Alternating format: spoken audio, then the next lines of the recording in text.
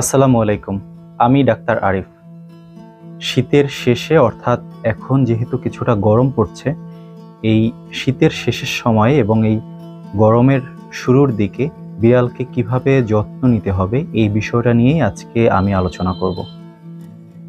সবথেকে গুরুত্বপূর্ণ যে বিষয়টি, শীতকালে আমরা দেখে থাকি বিড়ালের ফ্লু আক্রান্ত হওয়ার ঝুঁকিটা সবথেকে বেশি এবং অনেক বিড়ালই ফ্লু আক্রান্ত হয় এবং মারা যায়, এবং যে বিড়ালগুলো ফ্লু আক্রান্ত হয়ে সুস্থ হয় এই বিড়ালগুলোর অনেক কমপ্লিকেশন থেকে যায়। বিড়ালগুলো দুর্বল থাকে, ঠিকভাবে স্বাস্থ্য ঠিকভাবে উন্নতি হচ্ছে না।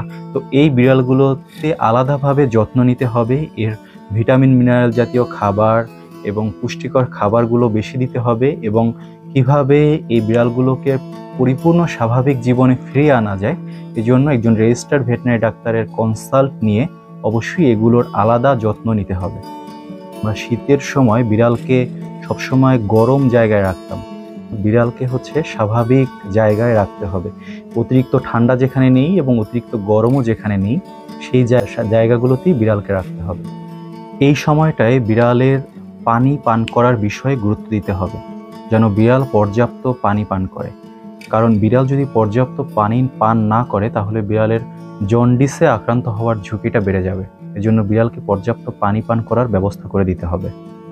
গরমে বিড়াল সাধারণত একটু কম খাবে, অর্থাৎ খাবার গ্রহণের যে পরিমাণ এটা বিড়ালের স্বাভাবিকভাবেই কমে যাবে। এজন্য বিড়ালকে তার পছন্দের খাবার দিনে কয়েকবার ভাগ করে তারপরে খাওয়াতে হবে। তো গরমের সময়ে এবং শীত পরবর্তী সময়ে বিড়ালের বিশেষ যত্নগুলো মাথায় রাখবেন, এই অনুযায়ী যত্ন নেবেন। সকলকে অসংখ্য ধন্যবাদ। আসসালামু আলাইকুম।